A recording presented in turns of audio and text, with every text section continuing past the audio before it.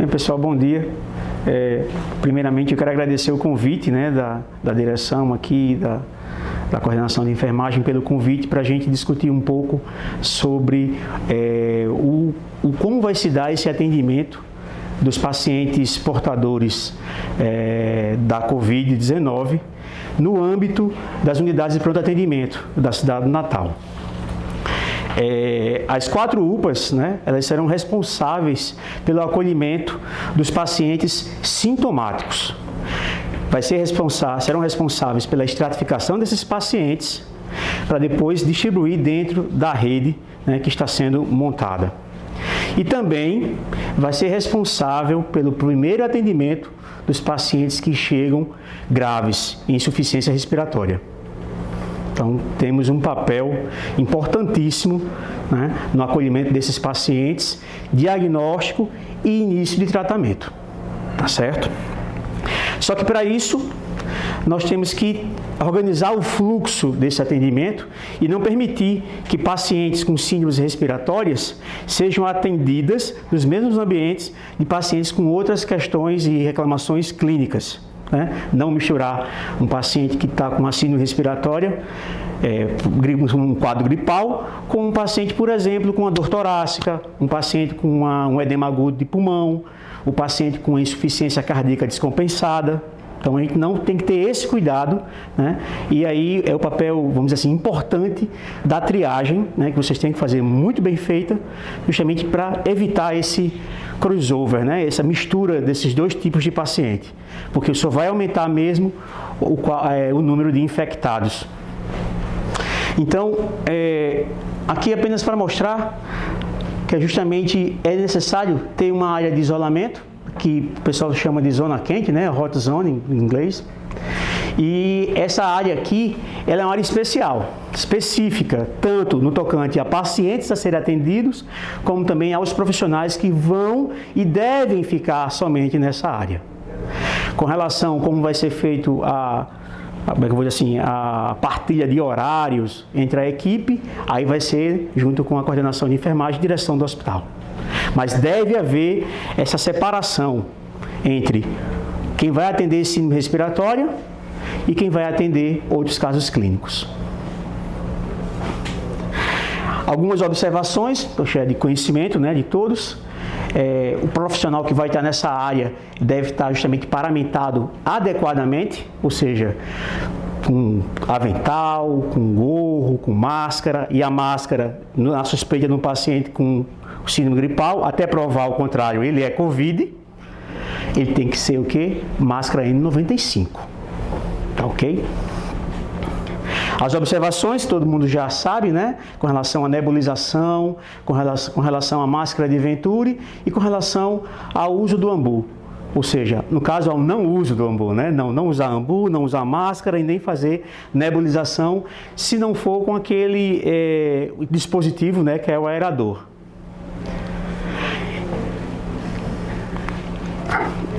Foi traçado, baseado justamente na gravidade dos pacientes, um fluxograma bem simples de ser aplicado.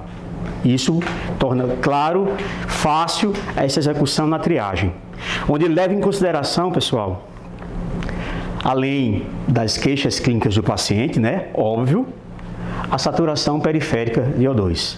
Ou seja, na nossa triagem, a gente tem que conversar com o paciente e ter, no mínimo, um oxímetro de pulso.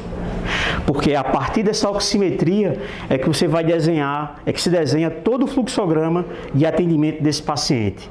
Desde a chegada na UPA até saber para onde é que ele vai.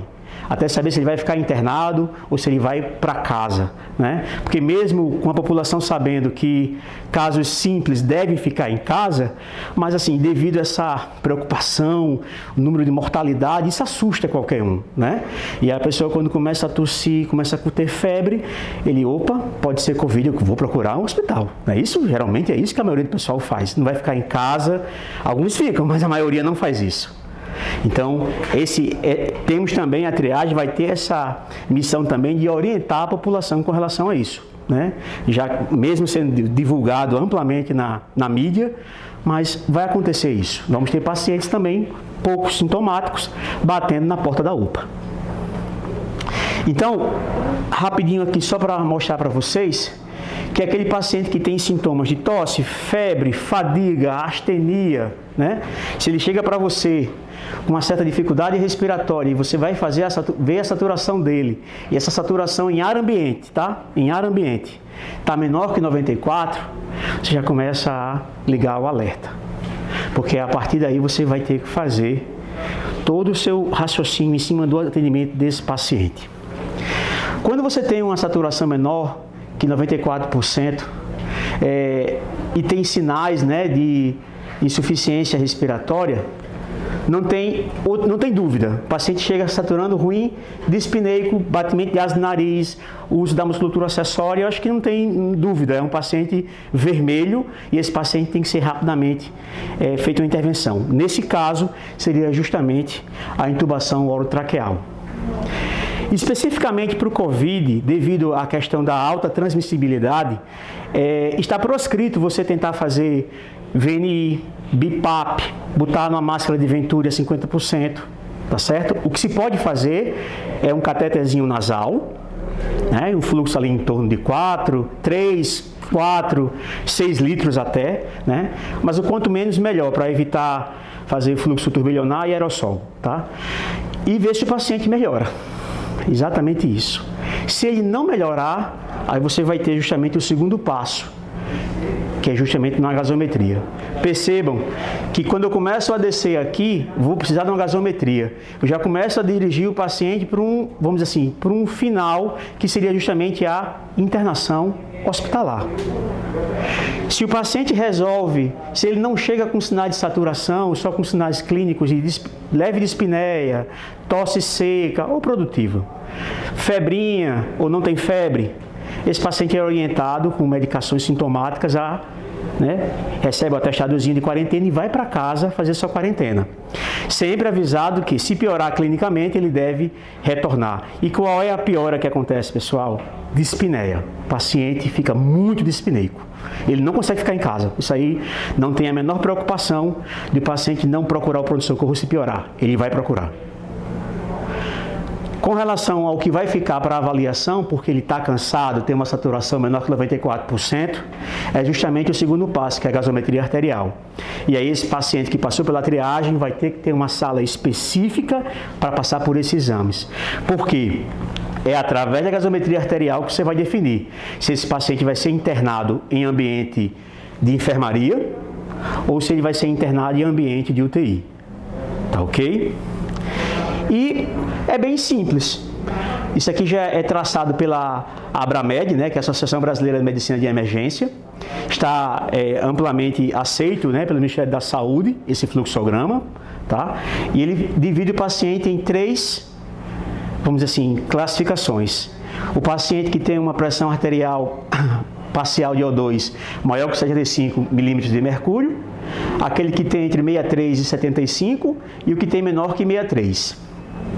Esse asterisco aqui, pessoal, é o seguinte: nos pacientes mais idosos, é interessante você calcular o que nós chamamos de PaO2 ideal corrigida pela idade. É uma formulazinha, tá? Que o médico que vai ter que atender isso aqui vai ter que ter uma copiazinha lá no celular ou nas anotações dele, né? Que é pegar 109 e diminuir do produto da idade vezes 0,45. Porque o paciente idoso, ele não vai ter, talvez ele respire normal com 75 milímetros de mercúrio de oxigênio. Isso é o normal para ele. Tá? Tabagista, né? Exato, né? Exatamente. Então, mas via de regra, serve essas 3 classificações. Se o paciente que já deve estar internado tiver uma saturação maior que 75, você vai colocar catéter nasal, como eu falei, até 6 litros. Mas utilize sempre a menor litragem, né? O menor fluxo. Se se continuar com menor que 94%, você tenta a máscara de reservatório, ou seja, aquele sistema de máscara não reinalante. Alguns serviços têm, outros não têm. Interessante procurar saber qual é a nossa realidade aqui. Uma vez que o paciente sai do cateter nasal, vai para a máscara com reservatório e mesmo assim continua saturando menor que 94%, observe esse número mágico, 94%, tá certo? Se ele continua saturando menor que 94%, converse com o paciente e explica a necessidade da intubação orotraqueal. A intubação orotraqueal desses pacientes é uma intubação precoce. O paciente ainda vai estar falando com vocês de maneira normal, tá? E é nesse momento que deve conversar, porque se observa uma piora assim em 24 horas, uma piora drástica em 24 horas, quando o paciente começa a ter essas pequenas alterações. Ele parte disso para uma insuficiência respiratória grotesca, no intervalo de 24 horas. Tá certo? Então, esse é o momento de você conversar com o paciente. Ele ainda vai falar com você, ele ainda vai até, não queria ser entubado, mas você tem que conversar, a equipe médica vai ter que conversar com ele, porque o que se vê é uma piora repentina. Ok? E quando você tem um paciente com uma saturação entre 63 e 75, o pessoal às vezes já vai direto para a máscara com reservatório, mas você pode tentar fazer cateter nasal. Sempre tente assim, como fosse uma escalinha, né? Você vai tentar sempre com cateter de O2, depois uma máscara não renalante, né? A máscara 100%, e se não der certo, conversa com o paciente, conversa com a família do paciente, explica a gravidade e a progressão da doença, como é, e aí procede a intubação. Tá certo? A terceira categoria, menor que 63, não tem o que discutir. Geralmente esse paciente aqui vai estar bem cansado. Tá? Então aqui não tem nem muito o que discutir, é explicar que realmente é grave, está insuficiência respiratória e aí o tratamento é a intubação orotraqueal. Então, para fechar aqui isso aqui, 94% é minha saturação. Chega um paciente, coloca o oxímetro, escuta as queixas do paciente, é uma síndrome gripal, eu não sei o que é, mas é uma síndrome gripal e o paciente está com uma saturação menor que 94%. Esse paciente literalmente você pega ele e traz para dentro da UPA, porque esse paciente tem que ser estratificado. E a estratificação, além da clínica, imagem, gasometria. Tá certo? Tem que ter. Se você não tiver a gasometria, você não vai saber conduzir esse paciente. Uma vez definido para a intubação dele, né, existem alguns sistemas que nós vamos apresentar em vídeo à parte, que é justamente o que utilizar, né, nessa ventilação. Pelas características do vírus, né, você vai ter que sempre utilizar filtros. No caso, nós temos o filtro HME e o filtro EPA. Né? Um fica no ventilador, na válvula exalatória do ventilador, e esse filtro aqui fica justamente entre o tubo orotraqueal, né, que vai ficar aqui, traqueinha e o filtro.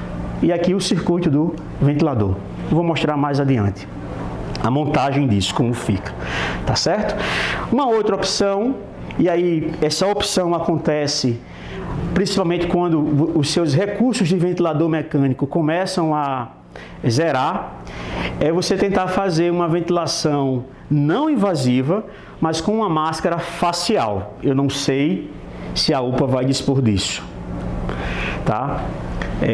Países da Europa sofrendo né, com o número de pacientes doentes, eles começam a buscar alternativas, né? E nessas alternativas começam a saber o que dá certo e o que não dá certo, né? Infelizmente, pessoal, vivemos tempos de guerra, né? Só que é guerra contra um vírus. E nesse tempo de guerra, você tem falência vamos dizer assim, dos seus recursos e você lança a mão, né, de algumas, vamos dizer assim, experiências, mas que, assim, é apenas um momento que faz você utilizar isso. Sabia uma ideia anteriormente que VNI, CPAP, BIPAP faziam aerosol, e faz aerosol, tá certo? Mas o pessoal está vendo que utilizando filtros nos circuitos diminui esse aerossol. E aí, na falência da ventilação respiratória por falta, né, numérica de recurso, o pessoal está começando a fazer isso. Então, não é ainda nada autorizado fazer. É apenas o que o pessoal já começa a fazer, porque ninguém vai deixar ninguém, né, morrer em insuficiência respiratória. Então, estão começando a tentar fazer outras saídas. Não é o correto, não é o recomendado, mas em breve nós teremos notícias a respeito da utilização desse método. Por enquanto, o que vale, ventilação mecânica invasiva, intubação orotraqueal, tá certo? Então, só um lembrete, né, que a intubação orotraqueal, ela é uma intubação precoce, mas não é por ser precoce que você vai fazer de qualquer maneira, tá certo? Essa intubação, ela parte do pressuposto que todo mundo da equipe está devidamente paramentado. Infelizmente, é preciso fazer essa observação, porque a gente não pode, no momento de ajudar, né, uma pessoa em insuficiência respiratória, nos deixar contaminar, porque aí a gente vai vamos adoecer, vamos desfalcar a equipe de saúde, que vai deixar de atender mais outros. Então, a gente precisa ter esse cuidado, pensando, lógico, na nossa saúde e também tendo em mente que a nossa baixa vai fazer, vamos dizer assim, um buraco na escala e vai piorar, complicar o atendimento de outros pacientes que com certeza virão, tá certo? Então, fique esse lembrete. Essas particularidades de segurança são necessárias para que não haja justamente a contaminação do paciente. E o pessoal fala muito uma frase: não existe emergência, né, em pandemia. Assim, não existe aquele comportamento, né, de você sair correndo, vamos, isso ok, vai para cima do paciente, né? O que eu gosto de falar assim, não existem heróis na emergência, tá? A emergência, ela acontece. Agora, você não pode se tentar virar herói, sair lá sem capa, sem máscara, começar as compressões, tá? Então, eu acho que a frase melhor é essa: não existem heróis na emergência, que a emergência vai acontecer. E a gente tem que estar preparado para resolver, tá certo? Aí, novamente aqui, né, aquelas observações de nunca... Por que eu estou repetindo isso, pessoal? Porque, por incrível que pareça, no estresse lá, o cara, eita, termina apertando o bambu. Eu já vi isso. Então, a gente tem que ter cuidado, né? Sempre se vigiar. Eu vou mostrar mais adiante o material que a gente faz, como a gente faz para intubar um paciente sem, vamos dizer assim, evitando a formação de aerossol. Pelo menos assim, diminuindo muito, né, a formação de aerossol. Praticamente 100% seguro não formar aerossol, tá? Vocês têm um vídeo aí, isso aqui é apenas a forma como foi montado, né? Você utiliza o sistema bolsa reservatório, né, o ambu aqui, o circuito de conexão, o filtro HME, a traqueinha e aqui o bocal onde vai para o tubo, né, o tubo orotraqueal. Só que nós vamos intercalar aqui um circuito chamado Tracker Care, que é justamente um circuito de aspiração, por onde o fisioterapeuta, né, na fisioterapia que ele vai desenvolver, e vai conseguir aspirar as secreções da árvore respiratória inferior, sem desconectar o circuito, ou seja, nem vai perder aquele trabalho de pressão, de PIP que o fisioterapeuta e o médico vão aplicar ao paciente, e nem vai formar aerossol quando você desconectar o circuito, tá? Isso aqui tem no YouTube, né, em várias coisas. Aqui a gente vai montar e mostrar para vocês na prática como é que fica, tá certo? E vamos mostrar também como vai ser a intubação após como vai se dar, né, a conexão do circuito ventilador após a intubação do paciente. Então aqui ele vai mostrando justamente passo a passo as conexões do sistema, né? Sistema bolsa reservatório, o filtro HME, a traqueinha, colocando na máscara aqui, e aqui já conectado o circuito do Tracker Care. Lembrando, mais uma vez, que não pode intubar. Esses filmes vocês vão ver justamente nesses endereços aí. Bem interessante depois. Inclusive é daqui, né? O pessoal do Ceará mostrando como é que faz. É bem didático. Eu assisti, interessante, e já tive a oportunidade de fazer isso ao vivo com o paciente, tá? Algumas observações de um paciente grave, né, no manejo. Justamente aquilo que eu comecei a falar, né? Que a ventilação não invasiva com pressão positiva, você pode utilizar, né? Estão começando a utilizar, desde que você use uma máscara facial e que você promova o total acoplamento dessa máscara facial no rosto do paciente. tá certo? Essa máscara facial, ela é de um material bem parecido com a máscara do Ambu aí, só que essa parte de borracha é como se fosse uma câmara de ar que você vai enchendo com a seringa e você vai promovendo que essa máscara vá se moldando, né, a face do paciente até ela ficar assim, bem fechadinha mesmo, tá certo? É lógico que durante o procedimento de você adequar essa máscara, vai escapar ar em uma respiração e outra. Infelizmente vai escapar, mas o pessoal acha que visando o bem-estar do paciente vale a pena correr esse pequeno risco, tá certo? Mas é uma coisa para ver mais à frente, ainda não é o recomendado, tá certo? E por último, o BiPAP convencional, que o pessoal usa, também pode ser utilizado desde que você coloque os filtros no circuito. São filtros especiais, o pessoal também está testando e aparentemente dá certo. Aparentemente, mas não é ainda o recomendado. Recomendado é catéter nasal, não deu certo, máscara não reinalante, 94% para baixo, intubação do paciente, tá certo? Isso, e é uma monitorização que você coloca o oxímetro e está vendo lá no monitor. Não é preciso ser o médico para definir isso, não. Você já pode definir e chamar aqui. Pessoal, vamos preparar aqui, porque eu vou chamar o médico, né? Vamos ter que fazer aqui uma intubação orotraqueal para garantir, para tirar esse paciente da insuficiência respiratória. Um detalhe com relação à reanimação cardíaca desses pacientes. Dá medo? Dá, porque afinal de contas você vai, né, fazer a compressão e você pode formar aerossol.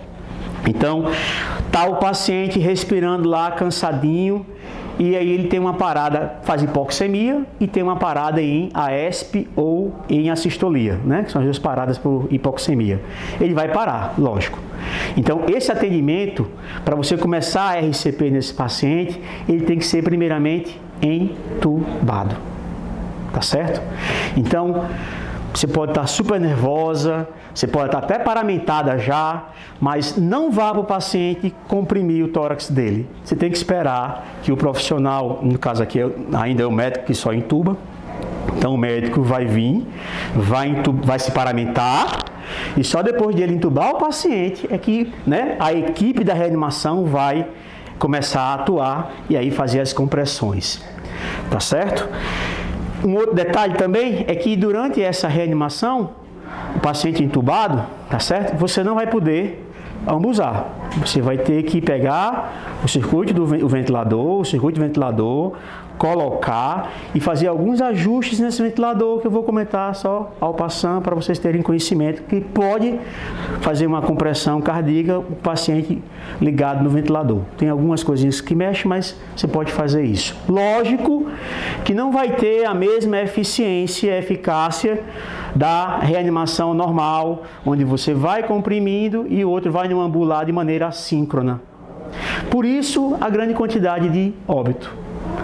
Porque quando o paciente para, raro é aquele paciente que consegue ser reanimado, né? Lembrando aqui que antes de intubar o paciente, a gente tem que checar todo o material, né? Todo o nosso material, tá? Lógico, cada unidade vai se adequar com o seu material que tem, ou seja, você vai fazer o melhor que você pode fazer com o que você tiver em mãos. É aquela conversa que eu falei com vocês no início. Existe o ideal, mas nós estamos na vida real. Então, nem tudo que se preconiza a gente vai poder utilizar, tá?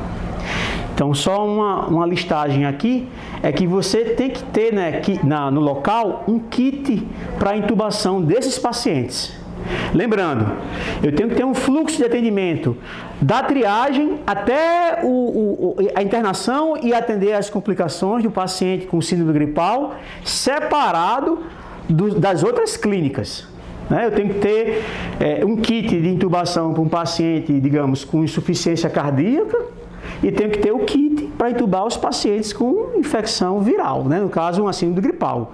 Eu não posso, por exemplo, o laringo que está aqui não pode, depois que eu utilizei, transitar para cá não, entendeu? Você tem que ter separado, laringo para cá e laringo para esse outro kit.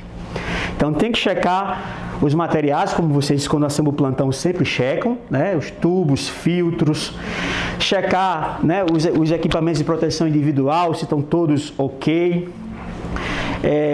Sempre checar se o paciente está com acesso periférico e monitorizado. Lembrar que você vai fazer medicações, tem que ter uma veia pérvia, né? Capnógrafo, se tiver, ver se ele está funcionando. Ventilador, ele tem que estar pronto. Tem que estar pronto, tá certo? O principal, pessoal, que eu acho, a comunicação da equipe. Como vai ser entubado, o que vai ser feito, né? Tem que estar todo mundo ciente do que vai fazer. Inclusive o paciente, se ele estiver consciente, tem que informar para ele. Tá certo? Posição do paciente, se é a mais adequada. Sempre fazer uma pré-oxigenação com máscara e reservatório. Só lembrando, essa pré-oxigenação, pessoal, eu vou mostrar, é só você montar o sistema, ligar o fluxo, né, de oxigênio, garantir... Qual é o fluxo, Adriano? É o fluxo para encher o reservatório. Aquela bolsinha ali, ó, vai ter que ficar cheia.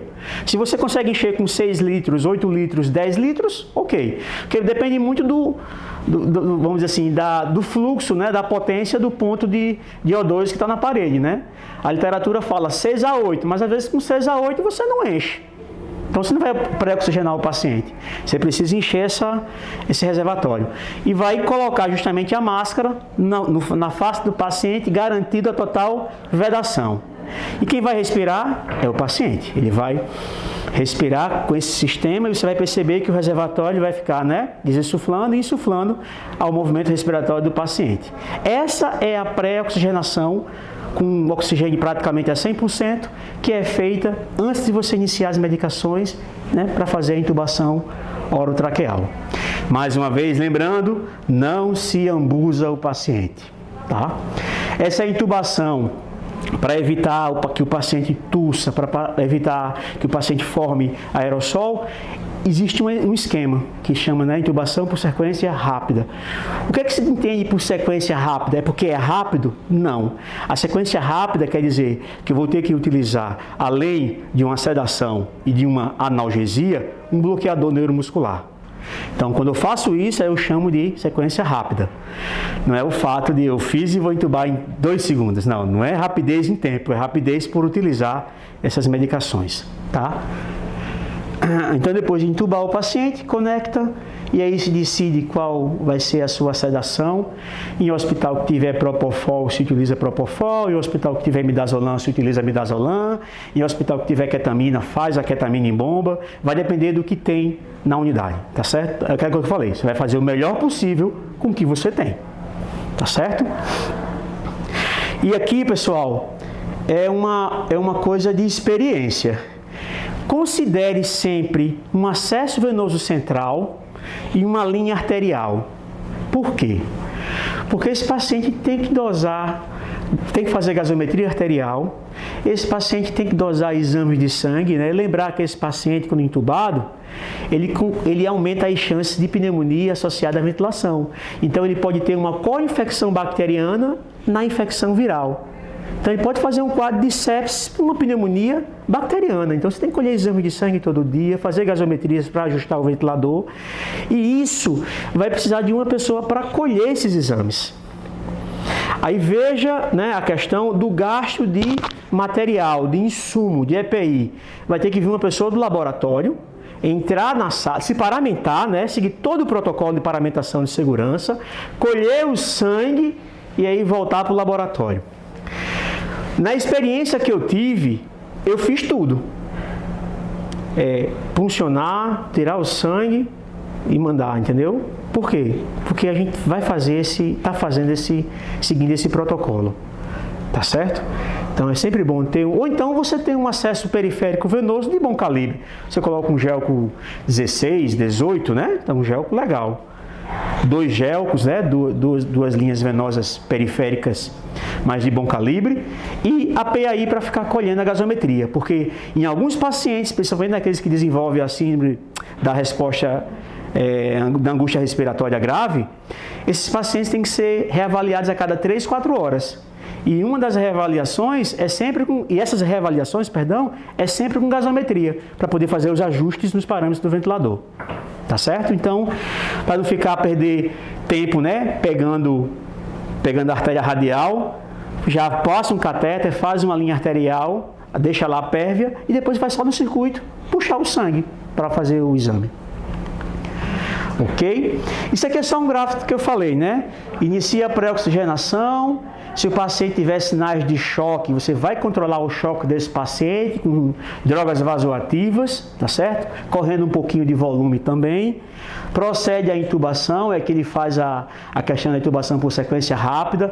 E aí, qual é o esquema preconizado? Pelo menos por enquanto, é que você utilize lidocaína na dose de 1 a 1,5 mg por quilo. Faça a ketamina, se não tiver ketamina, propofol, se não é propofol, midazolam, e depois fazer o bloqueio neuromuscular. Ele opta por 2, aí vai depender do que tiver. Succinilcolina, que é o succinilmetônio, ou então rocurônio. Tá certo? Esses dois bloqueadores, que por coincidência a dose é a mesma, 1 mg por quilo. Tanto para a succinilcolina como para o rocurônio. Então, ainda tem essa facilidade, tá certo? Eu não sei se vai ser aqui a realidade, a questão da capnografia, o capnógrafo, pronto. Então, se tiver o capnógrafo, muito bom, porque uma vez o paciente entubado, você bota o capnógrafo, só pela curva da capnografia você sabe se o paciente está entubado corretamente ou não, tá certo? Através dos valores e da curva. Quando você não consegue fazer, não tem capnógrafo, aí paciência, você vai ter que botar o esteto e fazer a ausculta, tá certo? Os pacientes graves,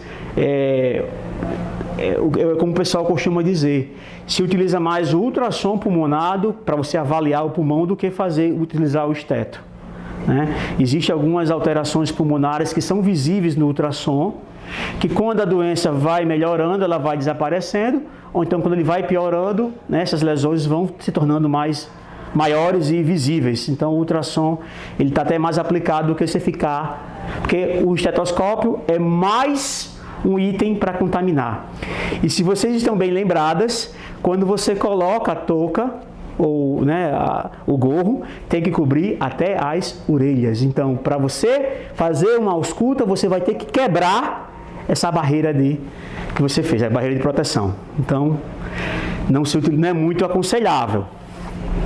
Por isso, a questão do ultrassom vai ser realidade em alguns hospitais e não vai ser a realidade na maioria, tá bom? E aqui um ponto que não é conflitante, é necessário. Se você vai tentar entubar o paciente e não consegue, não é máscara laríngea que vai resolver, tá certo? Não é combitube que não vai ter, né? Tem essa dificuldade. E aí você tem que estar preparado para fazer uma cricotireoideostomia. Existe já uns kits que é só colocar e empurrar e furar. E tem a cricotireoideostomia a frigori, né? Com a lâmina de bisturi você vai ter que abrir para colocar. Então, em alguns hospitais fazem treinamento para isso. Eu não sei como é que é a realidade daqui. Eu acredito que não tenha. Aqui uma listinha de medicação, mas aqui são as medicações que o Ministério da Saúde recomenda fazer, tá certo? Que é justamente a lidocaína ou o fentanil. Ele prefere a lidocaína porque vai ter efeito cardíaco menor que o fentanil. É interessante, né, isso? A questão da sedação, ele orienta que seja feita ketamina, mas se não tiver ketamina, pode fazer qualquer um outro, até o próprio midazolam, sem nenhum problema. E o bloqueio neuromuscular, que é com succinilcolina ou rocurônio. Tanto faz, o que você tiver, você utiliza. Tá certo? Existem algumas particularidades no uso da succinilcolina, mas aí isso vai caber para a equipe médica, tá certo? Tipo, pronto, paciente com insuficiência renal, possibilidade de potássio elevada, aí você não faz a succinilcolina, você prefere fazer o rocurônio, porque é mais seguro. Mas isso é uma coisa mais para a equipe médica, tá certo? Existem vários resumos, várias tabelas, né, falando justamente como deve ser a intubação. Isso aqui é só mais uma, mas todos esses passos aqui a gente comentou aqui, né? Desde a pré-oxigenação, separação de material, a questão da pré-oxigenação, separação de material, pré-oxigenação, posicionar o paciente, escolher as medicações, garantir que está todo mundo com os equipamentos e aí o ato em si, né? Que é a intubação de sequência rápida. Então é basicamente isso. Uma vez o paciente entubado, né, depois de muitos testes com vários pacientes, em alguns dando certo, em outros não, o pessoal chegou a vamos dizer assim, a uma condição de parâmetros que aparentemente seria segura para uma ventilação inicial. E aí o pessoal que eu falo é a Sociedade Brasileira de Pneumologia, de Medicina Intensiva, da Abramed, né? Tudo isso chancelada pelo Ministério da Saúde, que é optar pelo modo de ventilação controlado a volume, como sendo o mais fácil e, vamos dizer assim, mais aplicado, dedicado ao caso. Volumes correntes baixos, seguindo aquela teoria, né, da síndrome do desconforto respiratório agudo, que na realidade é disso que se trata, né, o caso, só que é por um vírus, né? 6 ml por quilo do peso predito. Mais adiante eu vou mostrar como é que pode ser feito isso, que é um cálculozinho, tá certo? A depender da estatura do paciente e do sexo. Aí você calcula e tem o peso predito, e é com esse peso predito que a gente faz esse cálculo aqui. Já mantém uma frequência respiratória em torno de 25, no mínimo, tá? Já começar com uma PIP de 10 e com uma fração de injeção, uma FO2, uma fração de inspirada de oxigênio de 60%. E os ajustes dessa FO2 vai ser feito justamente por uma tabela chamada PIP Table, que chama de low pressure. Mas mais adiante eu mostro, e é mais de interesse da equipe médica, tá certo? As questões de ajuste de fluxo, tempo expiratório de pausa e sensibilidade é mais para ajustes no segmento desse paciente. E sempre, né, o paciente tem que estar bem sedado, né, profundamente, e aí utiliza Propofol e Midazolam para deixar esse paciente bem adaptado ao ventilador. Outro detalhe é quando você for colocar os ajustes, né? Os ajustes dos alarmes. Isso aqui fica com o pessoal da fisioterapia e a equipe médica, tá certo? Não tem, né? Então vai ficar com a equipe médica e vocês observando, né? É bom, inclusive, vai preparar o material. Isso aqui é interessante ter uma cópia bem pertinho, né, na mesa, para tirar a dúvida, né? Porque esses pacientes, como tem variações de pressão, você vai ter muito alarme de ventilador apitando, então você tem que saber o que é que está acontecendo e por que está acontecendo. Será porque eu ajustei mal o limite? Então tem alguns limites que você deve colocar para esses pacientes. Então isso é mais para o pessoal da fisio e para a equipe médica que vai ficar com esses pacientes. Lógico que não é o intuito da UPA, ficar com esse paciente ad eternum aqui. Eu sei da condição, né, mas não é o papel da UPA fazer isso aqui. Mas o primeiro atendimento e colocar ele no ventilador, sim. Agora o segmento, a fisioterapia, vamos torcer para que tenha lugar para mandar esse paciente, né? Eu acho que a gente tem que torcer para que isso aconteça. Como eu falei, a questão do ajuste da PIP é justamente por essa tabela aqui chamada de PIP Table. E aí você vai fazendo, conforme o paciente vai saturando ou deixando de saturar, você vai escolher o que é que você vai aumentar. Se você aumenta a fração de FO2 ou se você aumenta o PIP. Tá? Então isso aqui é bem prático. Você olhou para a saturação, o paciente está desaturando, aí eu olho para cá e digo, olha, ele está com PIP de 10, está com 60% de FO2, mas ele está com uma saturação de 80. Se ele está com 80, o que está acontecendo? A saturação está abaixo do alvo que eu quero. Qual é o meu alvo? 90 95, né? Está com 80. Então eu tenho que correr o ajuste para cá. Para cá, o que é que eu faço? Eu não começo com 60% e 10 de PIP, né? Para cá, o que é que eu faço? Nesse primeiro momento, manter os mesmos 10 e aumentar a saturação para 70. Digamos que o paciente continua desaturando. Qual é o próximo passo? Mantém os 70 e aumenta a PIP, que estava de 10 para 11. É só isso, né? É uma tabelinha que se segue para ir adequando o valor da PIP mediante o alvo da saturação que tem que ser, né? Então, mas isso é uma coisa que é todo dia e talvez vocês sejam apresentadas e fiquem avaliando também, pelo menos acompanhando com o paciente, com o médico, né? Pelo menos acompanhando. Essa tabelinha aqui, pessoal, é o que eu falei, calcular o volume, né, de 6 ml por quilo a partir da altura do paciente. É interessante, Luzia vai com certeza deixar isso para vocês. É uma estimativa, né, a partir da estatura do paciente, quanto de volume corrente esse paciente pode ficar. E é esse valor aqui que você vai colocar no ventilador. Digamos, um paciente de 1,65 m, ele vai ficar aproximadamente 380 ml, é o meu volume corrente. Então, vou ajustar lá no ventilador 378, né, eu arredondei, 380 ml. Esse é o meu volume corrente. Tá, para começar a ventilar. Ou seja, eu vou entubar o paciente e preciso deixar ele entubado na ventilação. Quais são os parâmetros? Ventilação, PIP de 10, FO2 60%, volume corrente de 380, né? Pronto, já deixei o paciente tranquilo. Pelo menos inicialmente. E aqui o detalhe, né? Esse paciente, infelizmente, até ele ser transferido, ele pode ter uma parada cardiorrespiratória aqui com vocês. Então, se ele não tiver entubado, vai ter que entubar, colocar na ventilação para poder fazer as compressões. Se ele já tiver entubado, mais fácil, né? Já está entubado, a equipe já está pronta, vai atender o paciente fazendo as compressões. O detalhe, quando o paciente está no ventilador, se você começar a comprimir, na compressão que você faz no tórax, você faz uma alta pressão, né, nas vias do ventilador, e o ventilador começa a apitar, dá alarme de alta pressão e não vai ciclar. Então, para evitar isso, o que é que o pessoal recomenda? Zere todos os alarmes. Então, a maquininha tem um botão lá que você desliga os alarmes. Você desliga todos os alarmes. A PIP, que é de 10, você vai botar essa PIP bem baixinha. Alguns preconizam que bote zero, zere a PIP. Tem aparelho que não zera, você deixa em 1, né? A menor possível para você poder ventilar.